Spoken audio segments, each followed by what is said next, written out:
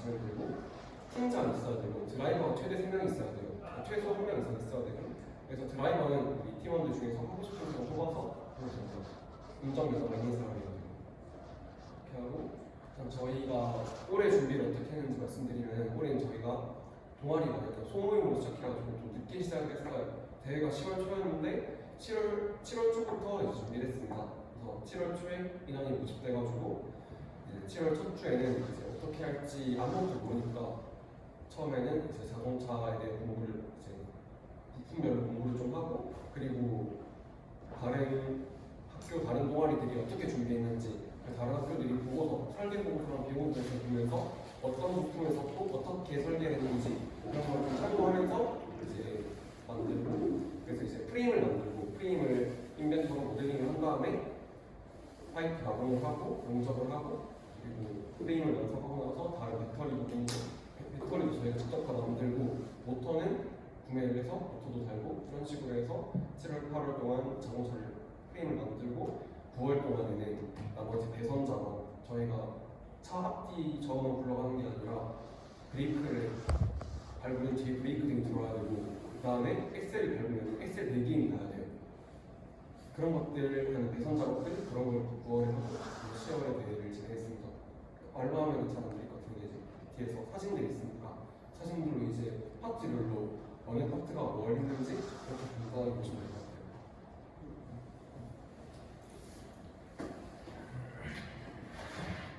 안녕하세요. 저는 2025년에 COC에서 제작 총괄을 맡고 있는 20학번 김재원이라고 합니다.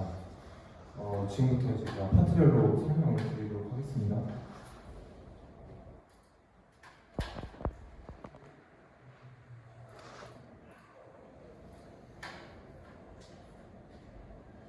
목차는 전장, 프레임, 현가장치, 조향장치, 제동장치, 파워트레인 순으로 이루어져 있습니다. 제가 목차별로 이미지랑 예시 보여드리면서 설명해 드릴 테니까 보시고 참고하시면 좋을 것 같습니다. 우선 전장은 그냥 간단하게 얘기해서 전기 부품이라고 생각하시면 될 것 같습니다. 그래서 작년에 저희가 진행을 했던 건 우선 배터리를 저희가 직접 제작을 했고, 그 전체적인 아까 말씀드렸던 브레이크 등 혹은 스피커 이런 부분들을 저희가 직접 회로를 설계를 해서 제작을 했고요. 그리고 이제 그 중에서 저희가 가장 많이 신경을 쓰는 부분은 배터리입니다.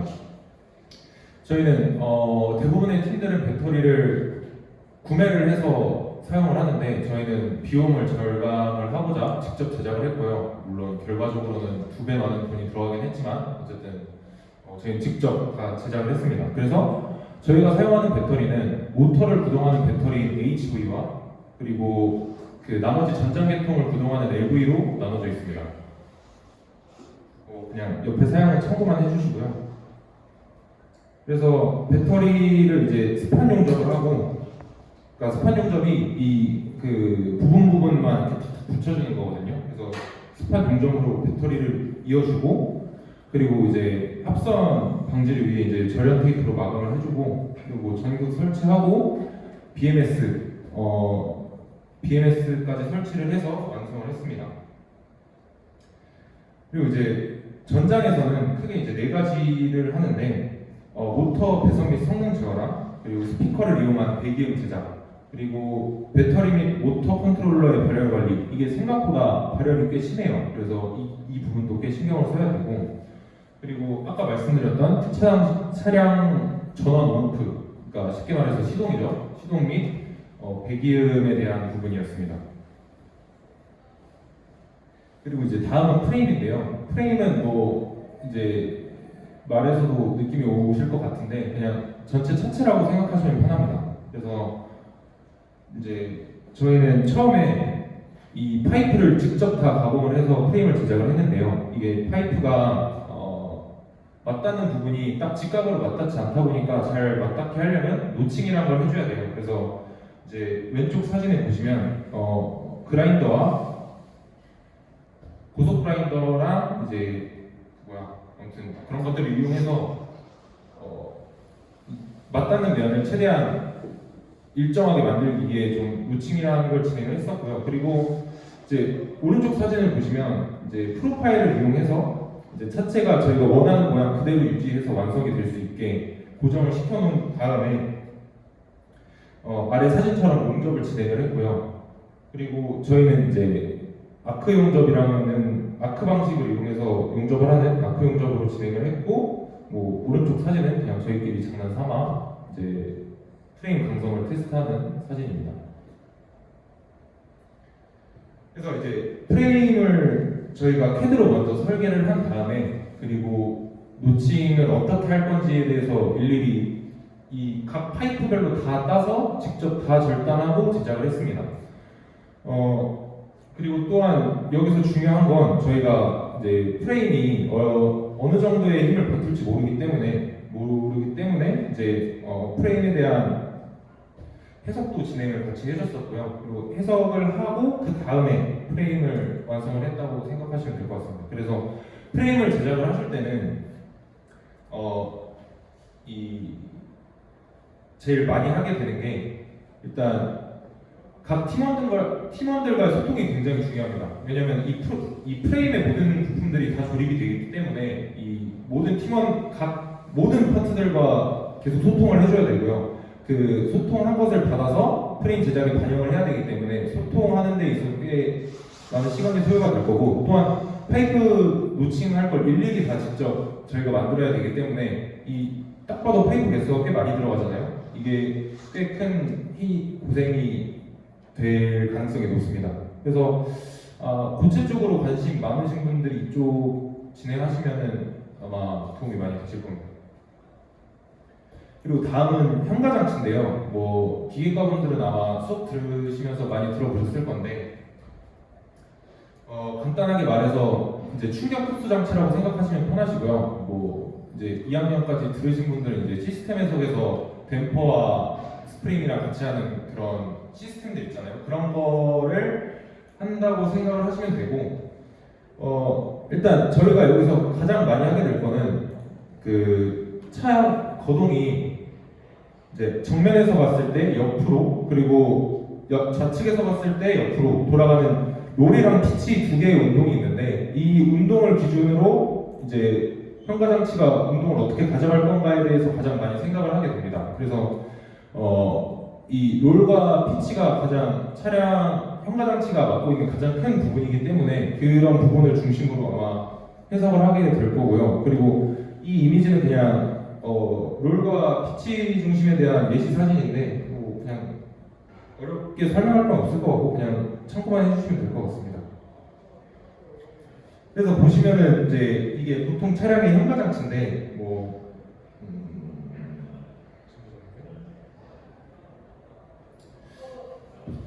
보시면 이게 간단하게 설명을 해드리면, 저희가 여기서 설계를 하게 될 부품은 이 친구, 이 아래에 들어가는 로어암, 위에 들어가는 어퍼암, 그리고 이제 여기 들어가는 서스펜션, 쇼업소버, 스프링 댐퍼, 그리고 바퀴가 장착되는 너클까지 되겠습니다. 그래서 이거 자세한 거는 제가 다음 이미지에서 보여드릴게요. 그래서 저희가 할 거는 이제 보통 차량이 아니라 굳이 따지자면 포뮬러의 이제 오픈 휠 차량이기 때문에 오른쪽 사진을 보시면 아까 말씀드렸던 위에 있는 이제 삼각형 모양의 암이 어퍼암, 아래쪽에 있는 게 로어암, 그리고 이런 것들의 길이에 따라 이 좌측에 보이는 너클의 움직임이 달라지기 때문에 그런 것들을 좀 이제 수치적으로 계속 만져가면서 차량이 롤이 생겼을 때, 피치가 생겼을 때 어떻게 움직임을 가져가는 게 가장 좋을 것인가에 대한 걸 중점으로 아마 설계를 하게 될 거예요. 그래서 이건 저희가 만들었던 너클이고, 이게 장착이 보시면 이게 저희가 직접 만들었던 거거든요. 이게 작년도 차량인데, 이제 왼쪽 사진 보시면 잘 보시면 바퀴 안쪽에 들어가 있는 게 너클이고요. 그리고 위쪽에 보이는 이 삼각형 모양이 어퍼암, 이제 이 친구가 어퍼암, 이 친구가 로어암. 그래서 이 친구들이 이렇게 너클에 연결이 되게 됩니다. 그래서 이 친구들의 움직임이 이제 바퀴가 바닥에 닿는 접지면과 굉장히 관련이 깊기 때문에 이런 것들을 많이 한다고 생각하면 되고, 그리고 여기 이 스프링 보이시죠? 이 스프링이랑 계속 합쳐져 있는 친구인데 이 친구까지 해서 이제 설계를 하게 될 겁니다. 그리고 우측 사진도 참고해 주시면 될 것 같고요.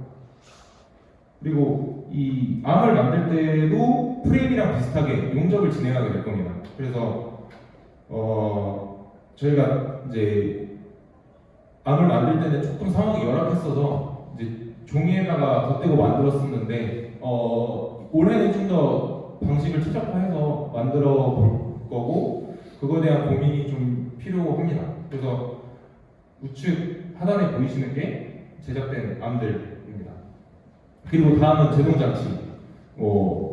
딱 들으시면 아시겠지만 브레이크고요.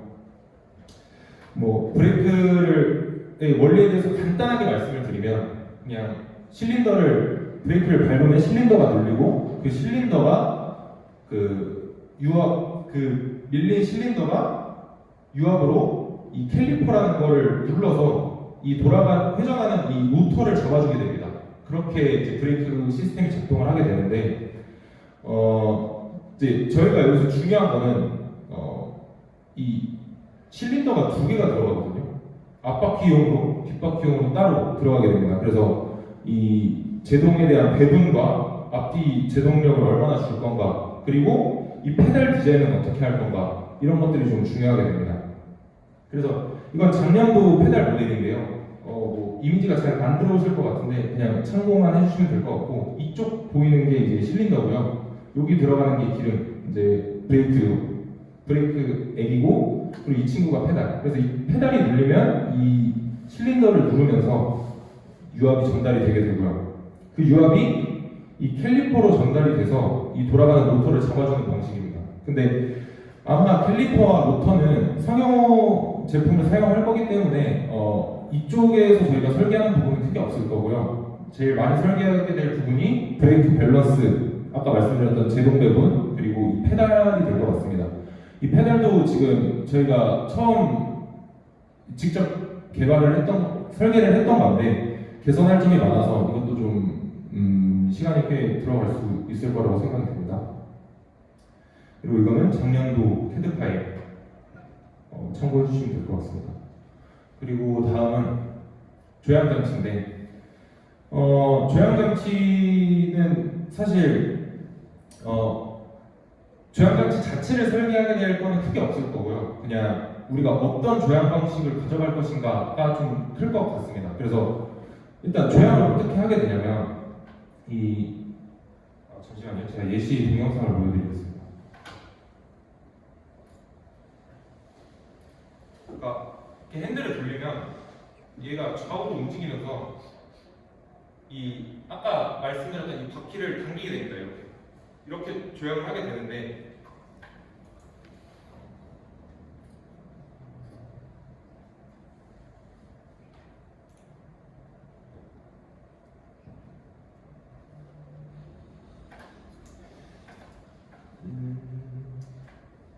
그래서 이게 조향 장치가 어떻게 설치되느냐에 따라 이 바퀴의 움직임이 많이 달라지거든요. 이거는 좀 뒤에서 간단하게 설명을 드리고, 그럼 이제 저희가 했었던 건데 이렇게 보면 좀 복잡하니까 제가 이제 위치 좀 잡아서 설명을 해드릴게요.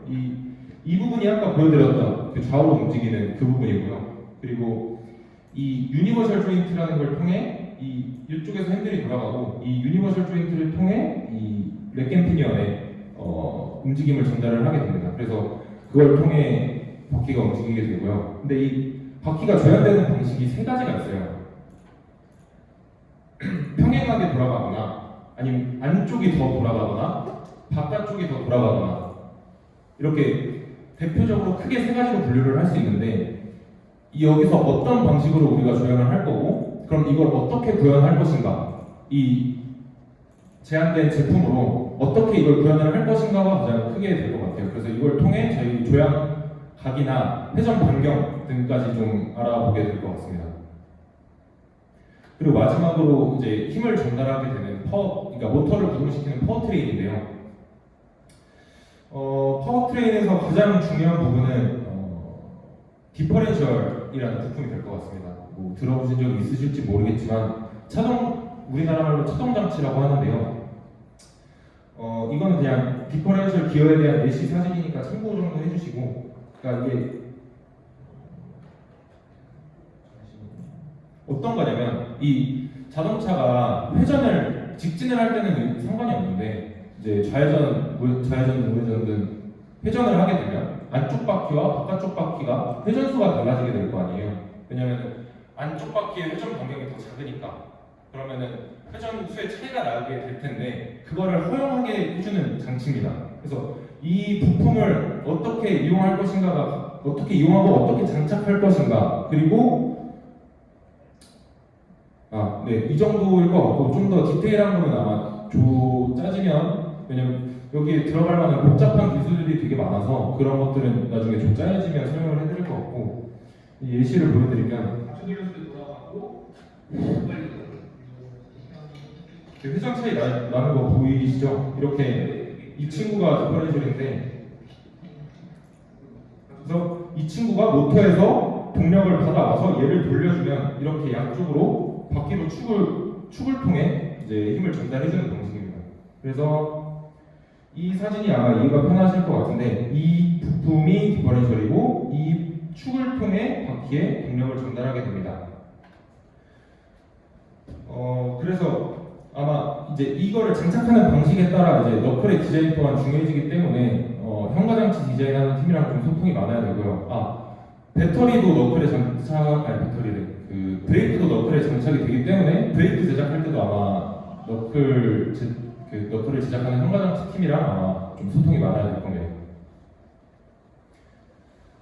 그리고 뿐만 아니라 이 디퍼런셜을 고정하는 방식 왜냐면 이제 저희는 이제 체인을 통해서 구동을 시키는데 장력을 만들어줘야 되거든요. 그래서 그 장력을 어떻게 만들 것인지에 대한 것도 디퍼런셜을 어떻게 장착하는지에 따라 달라지기 때문에 이런 것들을 디자인을 해서 만든다고 생각을 하시면 될 것 같습니다.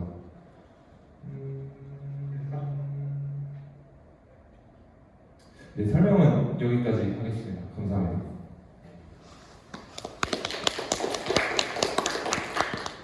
이렇게 해도 근데 사진으로 봐도 눈에 잘 안 보이겠을 건데 그 207간 1층에 보면 엔스타포 동가가 굉장하요. 거기 엔스타포가 만든 차도 있고 거기 밖에 보면 파란색 천막으로 씌워진 게 있는데 그게 저희가 만든 자동차예요. 처리할 때가 없어서 그런데 모터랑 배터리는 빼놨는데 그 다른 뭐 디퍼런셜이나 아까 말했던 그쪽까지 아직 붙어 있으니까 궁금하시면 직접 나중에 가가지고 같이 보셔도 돼요. 이렇게 하고 이렇게 해서 파트별 설명은 이렇게 하고 구체적인 거 더 궁금한 거 있으면 사진 같은 거 저희가 따로 다 보여드리겠습니다. 이렇게 하고 파트는 일단은 저희가 제작을 종강하고 나서 1월부터 할 예정이에요. 12월 말 1월부터 할 예정인데 그 전까지 천천히 생각해 보시고 자기가 대회를 확실하게 참여하고 싶다 확정이 될 것 같으면 그때 파트를 고르시면 됩니다. 그리고 도저히 못 고르겠다 싶으면 여기저기 다 해보다가 여기가 맞겠다 천천히 고민하셔도 돼요. 이렇게 하고 저희는 올해 일단 대회를 준비하는데 총 드는 금액 2천만 원 정도 돼요. 18명에서 2천만 원이라 인당 100만 원 조금 넘겠었거든요.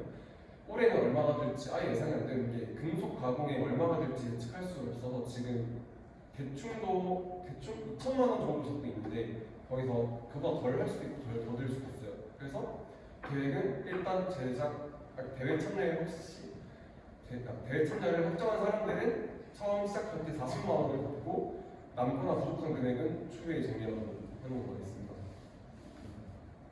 그리고 저희가 아직 동방이 없어요. 가동아리라서 가동아리도 이번 학기에 가동아리로 승격된 거고 내년 1학기에 정동아리로 승격될 기대를 하고 있는데 그조차 확실하지 않아서 일단은 동방이 없는 상태인 걸 알아줘야 돼요. 그래서 저희 같은 경우에는 7월, 8월, 9월 이렇게 대회를 준비했으니까 3개월 동안 저희 가산 디지털에서 사무실을 구해서 월세를 내면서 제작을 했는데 저희가 1년 동안 월세를 내면서 하기에는 너무 돈이 많이 드니까 아직 제작을 어디서 해야 될지 확정지은 건 없는데 일단 계획은 메이커 스페이스 앞에 빈 공간이 있는데 저기가 사실 엔스타포 애들이 공정을 하는 곳이에요. 그래서 사실상 엔스타포의 공간이라고 하는데 만약에 트러블이 없다면 저기서 가공을 하고 저희 공간 생기기 전까지 일단 그럴 계획입니다. 그래서 작은 부품들을 거기서 만들고 따로 모아놨다가 동방이 생기면 그때 처리하는 거예요. 그렇게 알아주시면 되겠습니다. 혹시 궁금한 거 있으신가요? 이것저것 다 물어봐도 돼요. 그러면 실질적인 회의나 그런 것들도 다 1월 시작하는 건지 좀 일단 12월에는 시험 기간이라서 힘들고 지금 당장 시작하기는 준비가 안 돼 있다 보니까 계획은 1월부터 모든 시작은 딱 1월에 시작하는 걸로 생각하고 있습니다. 그래서 계획은 일단 1월에 만나서 파트 정할 사람들을 정하고 모르겠으면 그냥 자유롭게 어디든지 끊겨보고 그렇게 한 다음에 일단 프레임이 제일 우선시해야 될 것 같아서 프레임 모델링하는 걸 먼저 하는 걸로 생각하고 있습니다. 그래서 개강 전에 최대한 많이 해놔야 돼서 아마 그 1월 안에 엔간한 가닥을 다 잡히게 하는 게 목표고, 그래서 아마 많이 바쁠 것 같아요. 시작을 하면. 생각보다 시간이랑 돈이 되게 많이 쓰여서 그래서 좀 방학 때나 학기 중에 시간을 많이 못 내겠다 싶으신 분들은 참여가 어려울 수도 있어요. 그걸 알아줘야 돼요. 그래서 시작할 때까지는 한 달 넘게 시간 남았으니까 천천히 생각해보고 모르는 거 궁금한 거 있으면 그때그때 계속 물어보시면서 그 나중에 돼가지고 활동을 걱정 지어도 돼요. 지금 그 프레임 만드는 팀이 제일 이제 타 팀들이랑 소통을 많이 한다고 했는데, 그러면 이 6개 팀 중에서 자동차에 대해서 전반적으로 지식을 많이 쌓을 수 있는 것도 프레임 팀. 자동차에 대한 전반적인 지식을 쌓고 싶으시면 프레임은 사실 조금 부적합하고요. 조금 단순한 면이. 네네, 왜냐면 물론 그 아까 말씀드렸던 현가장치나 그러니까 특히 이 암이나 여기 있는 암이나 여기 이게 디퍼렌셜이거든요. 이런 것들이 이제 프레임에 달리기 때문에 전반적인 구조를 알기는 좋아요. 근데 뭔가 좀 디테일한 지식을 갖고 싶다 하면은 조금 거리가 있을 것 같아요. 근데 전반적인 구조는 딱 들어오시게 될 것 같기는 해요. 프레임을 하시면. 제가 프레임을 하려고 했었는데, 일단 자동차에 대해서 알고 있는 사람이 프레임을 만들 때는 시너지가 좋은데, 프레임을 만들면서 자동차를 더 많이 알 수 있게 됐냐는 아닌 것 같고, 근데 일단 확실히 이게 무슨 역할을 하는지, 그리고 어디에 장착이 돼야 되는지 이거를 프레임이 알고 있어야지 그 전반적인 모든 설계가 완벽해져요. 그래서 어찌 보면 그러니까 자동차에 대해서 더 많이 알게 될 거라보다는 내가 지금까지 배운 기계, 특히 고체 역학에서 배운 그런 부분 내용들을 실제로 만들어보고 해석도 해보고 이런 걸 경험하고 싶은 사람은 프레임으로 가는 거고, 아니면 나는 나만 만들고 싶다 그런 프레임 가거든요. 프레임 좀 노가다의 개념을 어떻게 해요? 그래서 차라리 약간 프레임 쪽보다는 저렇게 성가장치가 오히려 자동차의 지식을 조금 배울 수 있다라고 오히려 저게 가까워. 조금 깊이가 있는 거는 그나마 프레임보다는 차라리 난 저기가 생각해요. 그래서 근데 프레임을 제작하려면 결국 다른 부품들이 어디 들어가고 스케일이 얼마나 되는지 다 고려를 해야 되겠죠. 그쵸. 그럼 막 디테일하게 어떤 다른 팀처럼 어떤 부품을 만들어 보는 건 아니지만 여러 가지 고려해야 될 것 같아요. 네네, 생각하시면 네네. 프레임도 도움이 돼요. 네네, 정확합니다. 그럼 추가적으로 아까 얘기한 것처럼 프레임팀이 소통을 정말 많이 해야 돼요. 그래서 안 싸우면서 소통할 수 있는 사람이 그 팀장 역할을 해줘야 돼요. 그래서 이게 아마 나중에 안 해봤지만 약간 자소서 쓸 때 뭔가 불화가 있을 때 어떻게 해결했나 막 그런 거 쓸 것도 아마 되게 많은 실 거예요. 실제로 제가 그 질문을 많이 받았어요. 면접 질문.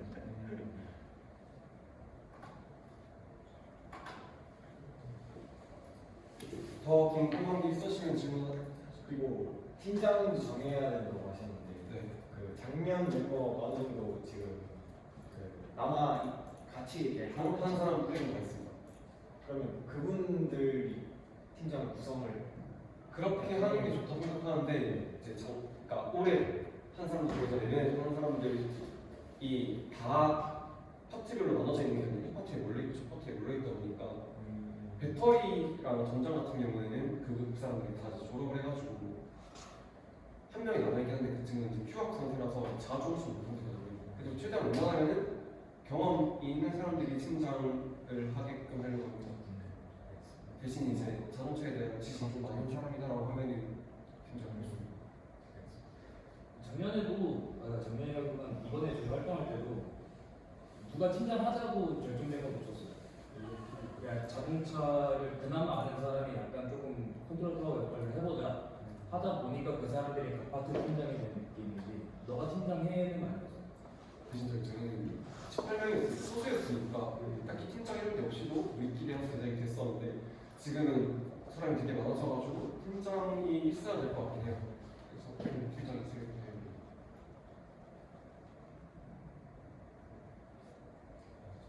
정말 질문 하나 아, 괜찮아요.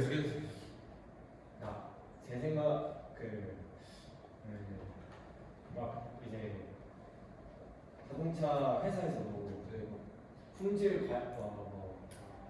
팀 이런 거 있잖아요. 네. 이게 약간 코디네이션 해주는 역할.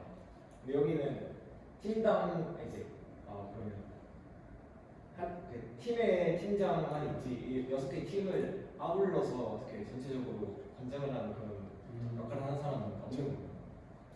제가 약간 제작 총괄이처럼 그런 느낌으로 제가 종발이 총팀장 느낌으로.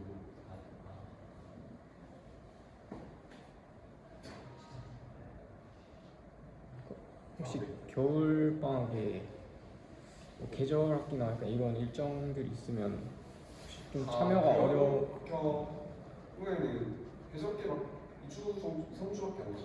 그 뒤로 혹시 근데 내내 나와야 되는 건 아니에요. 그래도 최대한 시간 낼 수 있으면 반 넘게 빠지고 그런 식으로 될것 같아요. 근데 저희도 계절학기 때문에 7, 8, 9 이렇게 했다고 하지만 7월 말부터 시작했어요 거의. 대신에 저희는 좀 완성도가 떨어졌지만 이번에는 기간을 오래 가져가니까 또 욕심도 내고 있으니까 대부분은 계속 열심히 하면 좋겠다라는 좀 생각을 갖고 있어요. 그래서 초반에 참여도가 중요한 게 초반이 있어야 뭐가 뭔 줄 알고 나한테 할당되는 게 있으니까 계속 할 게 있는데 초반에 안 하다가 나중에 와버리면은 다들 할당되는 게 있는데 나는 해야 될 게 뭔지 몰라가지고 계속 쭉 할 게 없을 수 있어요. 그래서 웬만하면 초반에는 진짜 많이 와주셨으면 좋겠어요. 이게 진짜 맞아요. 나중에 참여하시려는 분들 다 되게 어영부영했었고 자기가 뭘 해야 될지 모르고 약간 그랬었기 때문에 뭐 남기시려면은 초반에 많이 나가시는 게 있으시죠.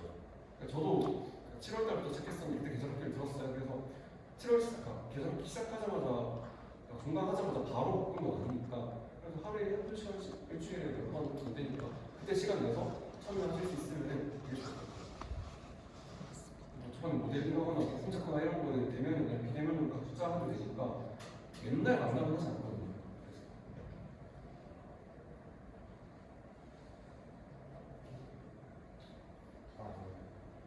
이제 팀을 고르려면 각 팀에 몇 명 정도 필요한지를 이제 알면 좋겠는데 아직 그 이건 정해지지가 않으니까. 저희 시간하는데 그 신청서에서 왔을 때 대부분 비슷한 비율로 받았거든요.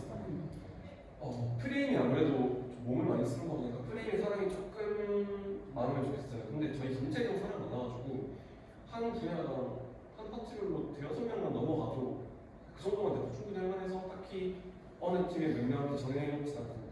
만약에 한쪽에 몰린다고 하면 그때 좀 조정을 해야 돼요.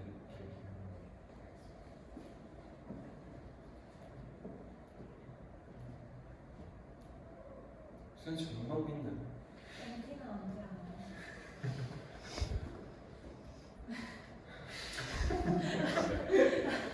이런 거 물어봐도 되고 그냥 동아리 대해서 저희가 회비가 그렇게 많지 않아요. 그 2만 원 조차고 일단 가입비 2만 원 받은 것도 웬만하면은 그 복지 이런 거 오로지 자동차에 투자해야 될 가능성이 커서 하긴 할 건데 그렇게 엄청 그것도 돈이 많이 들거든요. 그러니까 동아리 차원에서 지원되는 금액이 되게 적을 거예요. MT는 일단 내년 1학기 5월 생각 중이고요. 한번 2학기는 대회가 거의 MT 느낌이라서 대회 가서 술 마시는 게 재밌어요. 네. 운영진 리스트 운영진 리스트는 일단 회장 왕민기에 부회장 김수현 씨의 이제 제작 총괄을 맡은 김재영 이렇게 3명 있습니다.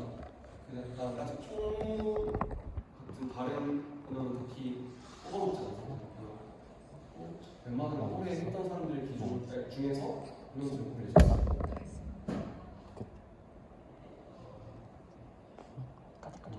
그 이름 타이틀을 정해주세요. 워크로 전쟁이라서 혹시 질문 더 있을까요? 저 하고 싶은 말이 하나 있어요. 그럴까요?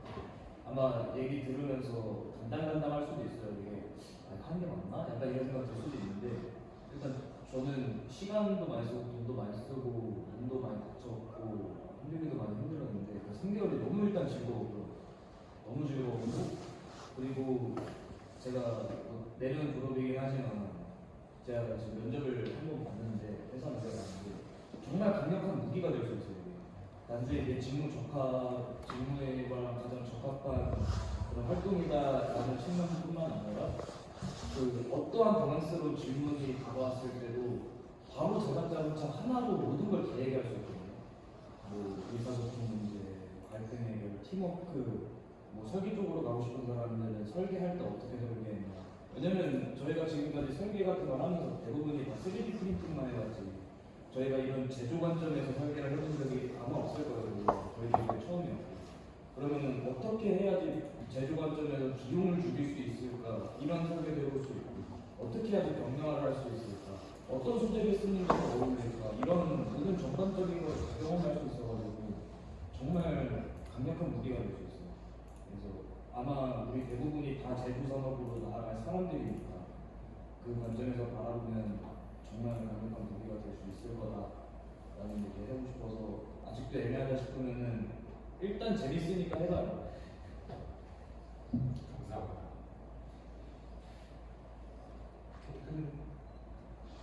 그 정도.